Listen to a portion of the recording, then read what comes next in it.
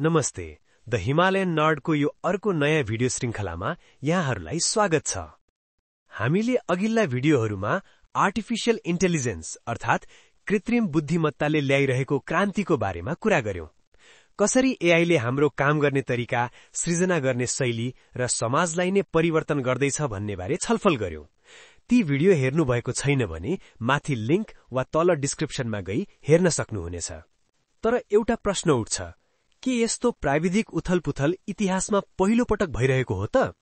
के मानिसहरूले पहिले पनि नयाँ प्रविधि आउँदा यस्तै डर, आशंका र उत्साह महसुस गरेका थिए?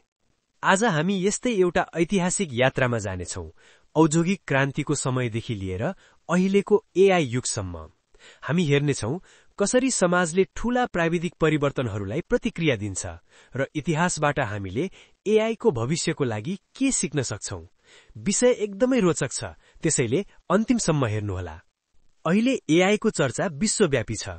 च्याट जीपीटी, जेमिनाई, डीपसीक जस्ता भाषा मोडेलहरू, मिड जर्नी, डाल-ई, सोरा जस्ता इमेज तथा भिडियो जेनेरेटरहरू र म्यानस जस्ता जेनरल वा मल्टिमोडल एजेन्टहरूको विकासले त तहल्का नै पिटेका छन्। कतिलाई लाग्छ, वाउ कस्तो गजबको भविष्य। कतिलाई डर छ, अब हाम्रो जागिर के होला। हालसालै हामीले ठूला ठूला टेक कम्पनीहरूले हजारौं कर्मचारीहरू, यहाँसम्म कि दक्ष सफ्टवेयर इन्जिनियरहरू समेत कटौती गरेको समाचार सुनिरहेका छौं। यसले गर्दा एआईले उच्च सिप चाहिने कामहरू पनि विस्थापित गर्ने हो कि भन्ने डर झनै बढेको छ। मान्छेको काम मेसिनले खोज्ने पो हो कि? सृजनात्मक काम पनि अब एआईले नै गर्ने हो कि? यो एक किसिमको अनिश्चितता र आशंकाको अवस्था हो। अब लागौं इतिहासतिर। करिब 200 वर्ष पछाडि बेलायतमा औद्योगिक क्रान्तिको समय। त्यति बेला कपडा उद्योगमा ठूलो परिवर्तन आयो। हातले कपडा बुन्ने तानको ठाउँमा स्वचालित मेसिनहरू आए। एउटै मेसिनले धेरै मान्छेको काम गर्न थाल्यो, उत्पादन वात्तै बढ्यो। तर यसले ती परम्परागत सिप भएका कारिगरहरू, बुनकरहरूलाई ठूलो असर पार्यो। उनीहरूको वर्षौंको सिप र रोजगारी खतरामा पर्यो। यही बेला एउटा समूह देखा पर्यो जसलाई लुडाइटहरू भनिन्थ्यो। लुडाइटहरू को थिए त? उनीहरू प्रविधि विरोधी थिएनन् जस्तो धेरैले सोध्छन्।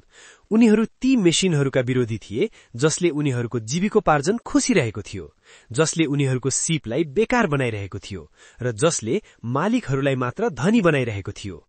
उनीहरूले आफ्नो विरोध स्वरूप ती नयाँ मेसिनहरू तोडफोड गर्ने अभियान नै चलाए, जसलाई लुडाइट आन्दोलन भनिन्छ। उनीहरूको मुख्य चिन्ता थियो बेरोजगारी, घट्दो ज्याला र आफ्नो काममाथिको नियन्त्रण गुम्नु। के यो चिन्ता अहिले एआई प्रति व्यक्त भइरहेको चिन्तासँग मिल्दोजुल्दो सुनिदैन र? हो, इतिहास दोहोरिन्छ भन्छन् नि। लुडाइटहरूको डर र अहिले एआई प्रतिको डरमा धेरै समानता देखिन्छ। जागिर गुम्ने डर, मानवीय सिप र सृजनाको अवमूल्यन हुने हो कि भन्ने चिन्ता, प्रविधि केही सीमित व्यक्ति वा कम्पनीको हातमा मात्र केन्द्रित हुने हो कि भन्ने शंका, भविष्य कस्तो होला भन्ने अनिश्चितता। अझ अहिले त एआईको विकास च्याट जीपीटी जस्तो एउटा निश्चित काम गर्ने मोडेलबाट अघि बढेर जेनरल एआई एजेन्ट्सतर्फ जाँदैछ। यस्ता एजेन्टहरूले धेरै प्रकारका जटिल कार्यहरू आफै गर्न सक्ने क्षमता राख्छन्, जस्तै इमेल लेख्ने, रिसर्च गर्ने, कोड लेख्ने र विभिन्न सफ्टवेयरहरू चलाउने। यसले एउटा सिंगै काम वा वर्कफ्लो नै अटोमेट गर्न सकिने समय आइसकेको छ, जसले गर्दा लुडाइटहरूको जस्तै व्यापक रोजगारी विस्थापनको डर अझ गहिरो भएको छ। औद्योगिक क्रान्ति मात्र नभई छापाखानाको आविष्कार होस् वा कम्प्युटरको सुरुवात, हरेक ठूलो प्राविधिक परिवर्तनले समाजमा यस्तै तरंग र बहसहरू सृजना गरेको छ। यहाँ एउटा महत्वपूर्ण प्रश्न उठ्छ, के प्रविधिले हाम्रो भविष्य आफै निर्धारण गर्छ, टेक्नोलोजिकल डिटर्मिनिजम, वा हामी मानिसहरू र समाजले प्रविधिलाई कसरी प्रयोग गर्ने, कसरी नियमन गर्ने भनेर त्यसको बाटो तय गर्छौं, सोशल शेपिङ अफ टेक्नोलोजी।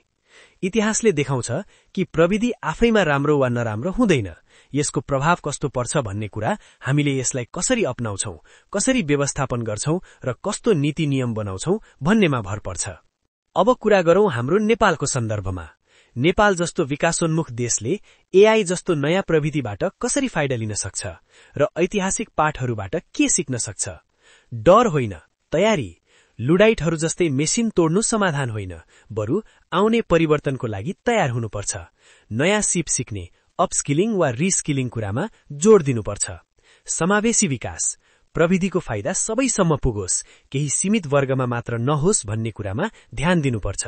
एआईले असमानता बढाउने होइन, घटाउने किसिमले प्रयोग गरिनुपर्छ।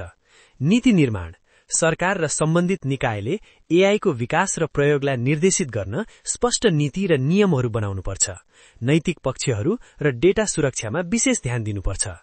अवसरको खोजी, एआईले चुनौती मात्र नभई कृषि, स्वास्थ्य, शिक्षा, पर्यटन जस्ता क्षेत्रमा नेपालको लागि नयाँ अवसरहरू पनि सिर्जना गर्न सक्छ।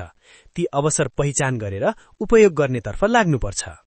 साथीहरू, इतिहास फर्केर हेर्दा के देखिन्छ भने प्राविधिक परिवर्तन मानव जीवन र सभ्यता विकास क्रमकै हिस्सा हो। यसले सधैँ चुनौती र अवसर दुवै ल्याउँछ। लुडाइटहरूको पथाले हामीलाई सिकाउँछ कि परिवर्तनको डर स्वाभाविक हो, तर त्यसको सामना गर्ने तरिका महत्वपूर्ण हुन्छ।